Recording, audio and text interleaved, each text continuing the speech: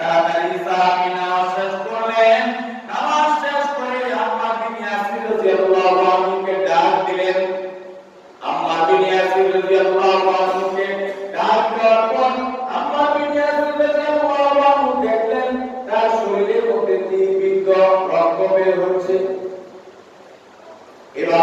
বিন ইয়াসির রাদিয়াল্লাহু আনহু বলতে লাগলেন, রে ভাই, তীর যখন তোমার শরীরে বিদ্ধ হলো লাগলো, আমাকে কেন ডাক দাও নাই?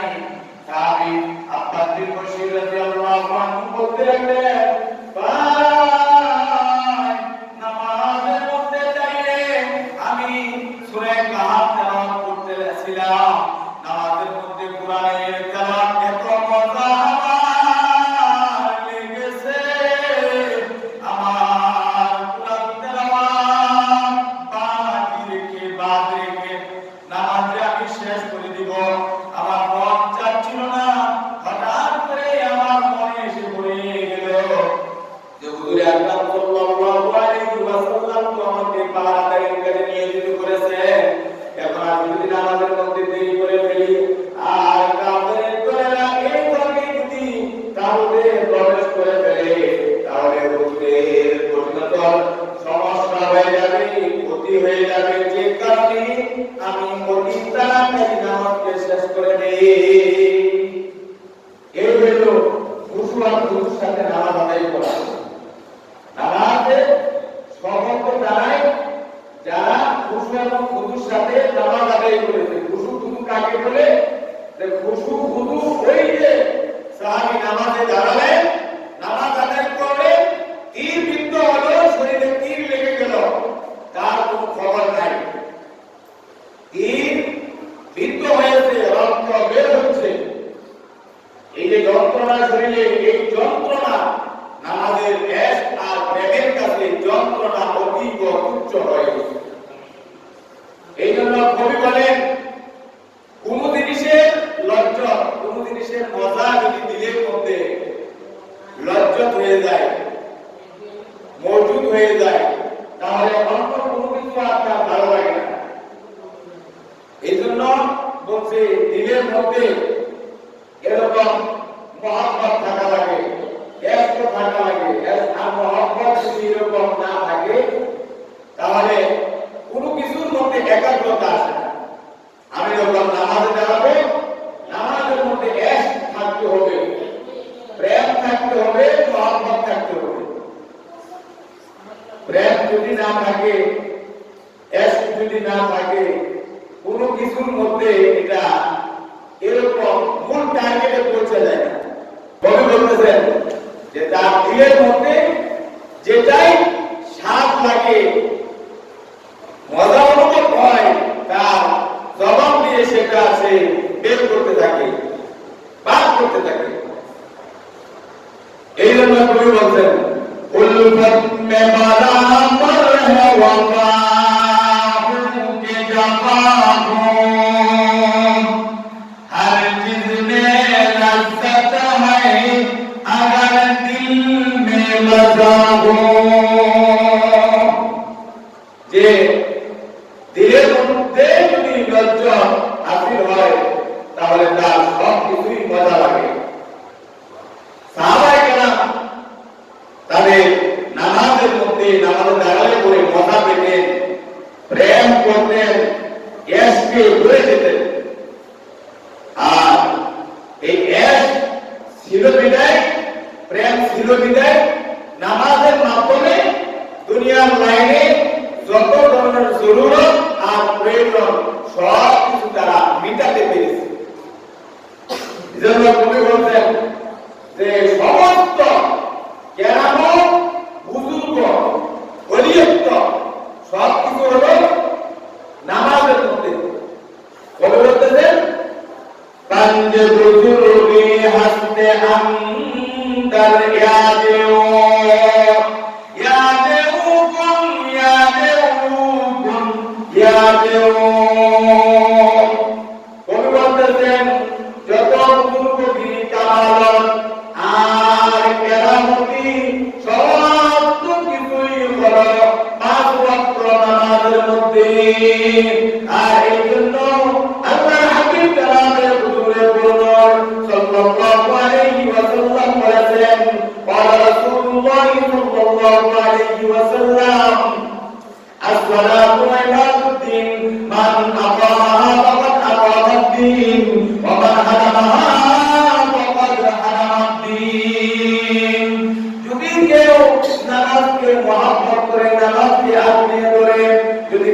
নামাজকে আঁকড়িয়ে ধরলো, নামাজকে হেফাজত করলো, সে যেন দিনের খুঁটিকে হেফাজত করলো, দিনের খুঁটিকে যে হেফাজত করলো সে হেদায়েত পেয়ে গেল। আর যে নামাজকে হেফাজত করলো সে যেন আল্লাহ হেফাজতের মধ্যে শামিল হয়ে গেল।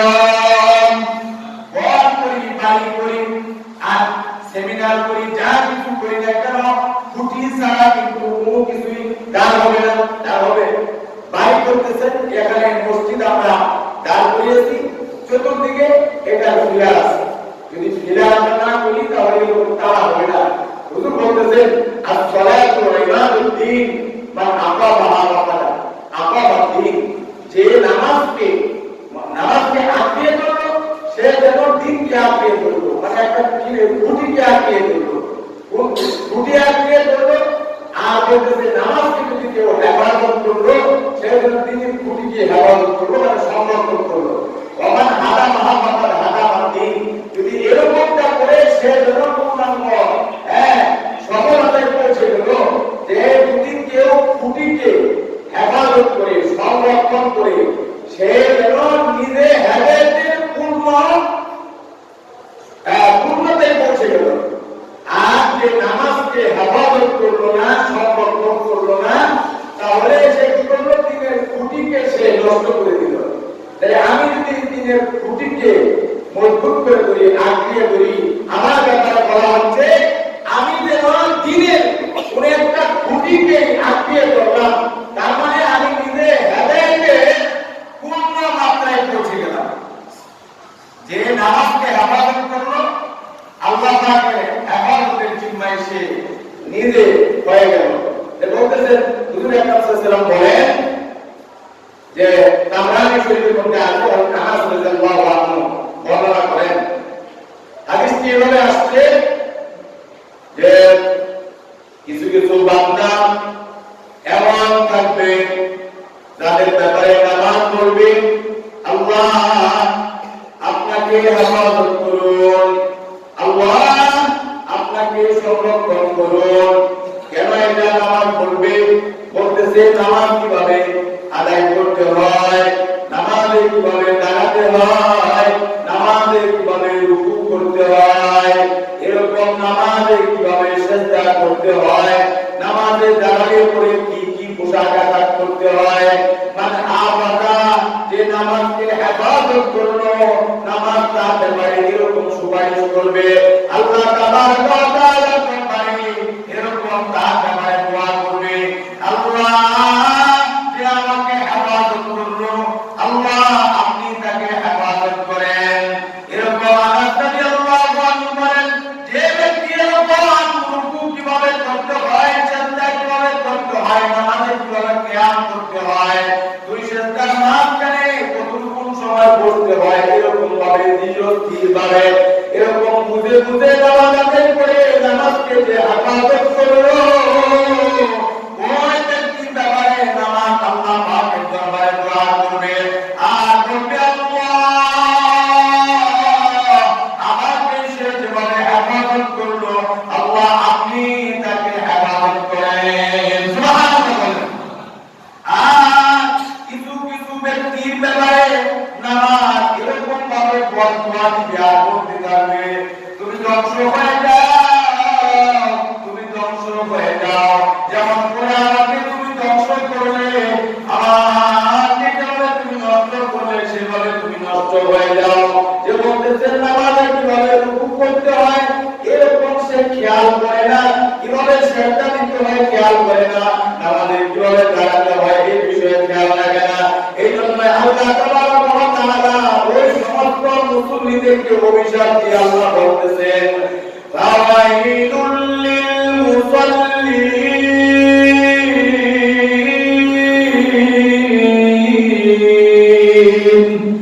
আল্লাযীনা হুম আন সালাতিহিম সাহুন।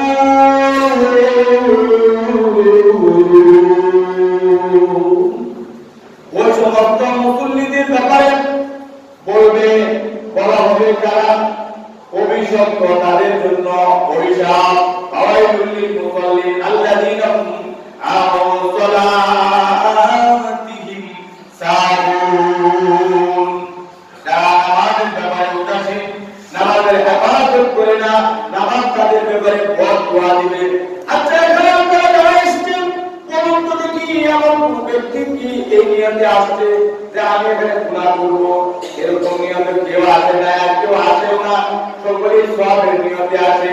কিন্তু দুঃখ আসলে তাদের বিষয় হলো সব কোন কোন কাজে, কোন কোন জায়গায় সব হয়, কোন কোন জায়গায় কিভাবে আমাকে আমার হাত, আমার পা, আমার জবান, আমার নাক, আমার কানকে কি কি সিস্টেমে, কি কি পদ্ধতিতে কিভাবে ফিট করতে হয়, এই বিষয়গুলো নামাজের কোন জায়গায় কিভাবে লাগাবো, এই বিষয়গুলো 30 বছর 40 বছর পার হয়ে গিয়েছে, এখন পর্যন্ত নামাজের সাথে আমি পড়াতে পারলাম না। এটা আমার জন্য খুবই দুঃখজনক একটা বিষয় যে নামাজে কিভাবে রুকু করতে হয়, সিজদা করতে হয়, দুই সিজদার মাঝখানে কিভাবে দাঁড়াতে হয়। সাহাবী বলেন, আমাকে আমার হাবিব সাল্লাল্লাহু আলাইহি ওয়াসাল্লাম বলেছেন, তুমি কাকের মতো নামাজে ঠুকুর দিও না। তো বলতেছে নামাজে কাকের মতো ঠুকুর দেওয়া মানে এরকম দিল, এরকম করাইলো। কাকের ঠুকুর তো সবাই দেখে অবশ্যই, যে কাকের ঠুকুরের মতো এভাবে রুকু করলে দাঁড়ায় গেল, সবাই করলো আমার দাঁড়ায় গেল। তার মানে নামাজের মধ্যে তার ধীরস্থিরতা নাই, অস্থির। এরকম গান হলে, বাজনা হলে, বিভিন্ন কিছু মঞ্চ হলে, গল্প গুজবের আসর হলে এখানে ঘন্টা ঘন্টা, মিনিটের মিনিট শেষ হয়ে যায়। আর নামাজে দাঁড়ালে পড়ে দুনিয়ার যত অস্থিরতা, দুনিয়ার যত ব্যস্ততা, সমস্ত কিছু যেন নামাজের মধ্যেই যেন পড়ে যায়। আমি নামাজে দাঁড়ালাম না, কোন বিপদে আমি করলাম। আমি আমার পাশে যদি কোন ব্যক্তি এরকম থাকে, সে যদি এরকম আমার নামাজ পড়া দেখে সে ভয় পেয়া, সে এই চিন্তা করে এত তাড়াহুড়া, নিশ্চয়ই কোনো অঘটন হয়েছে, তা না হলে তো এত তাড়াহুড়া করে নামাজ পড়ার কথা না।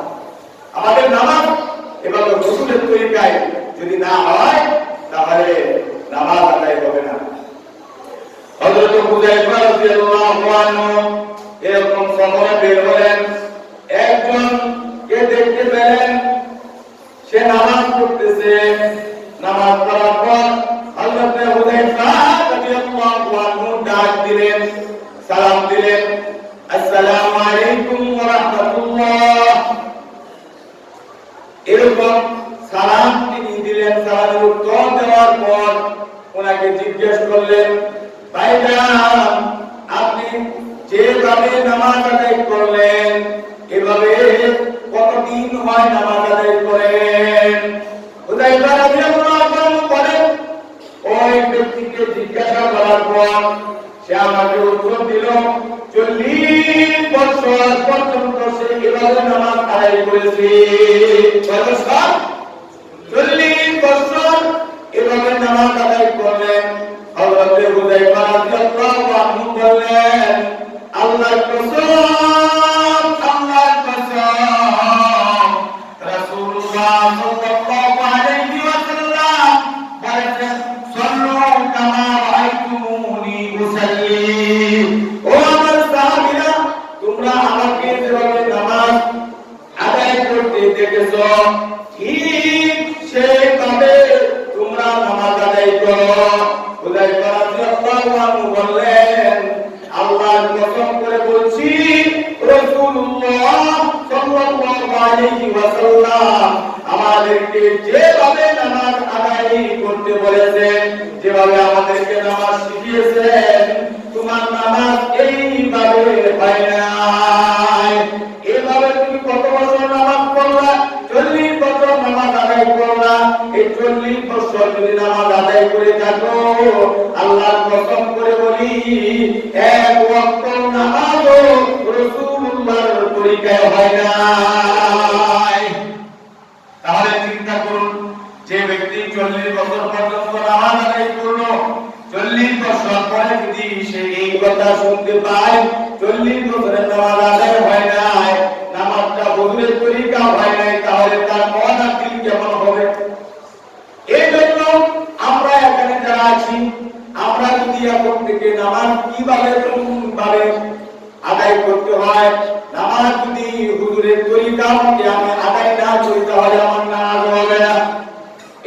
হুজুর বলেছেন সাল্লু কামা রাআইতুমুনি উসাল্লি, আমি যেভাবে নামাজ আদায় করেছি আমার মতো তোমরা নামাজ আদায় করো।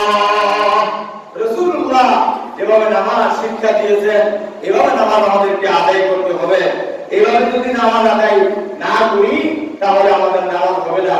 রাসূলুল্লাহ সাল্লাল্লাহু আলাইহি ওয়াসাল্লামের দরবারে এরকম মসজিদে নববীতে দেখেন যে এক ব্যক্তি, একজন নামাজ সাহাবী, তিনি নামাজ আদায় করলেন।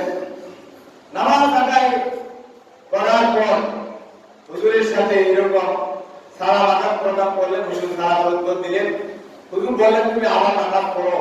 এরকম ভাবে সে আবার নামাজ আদায় করলেন, আরেকবার নামাজ আদায় করলেন।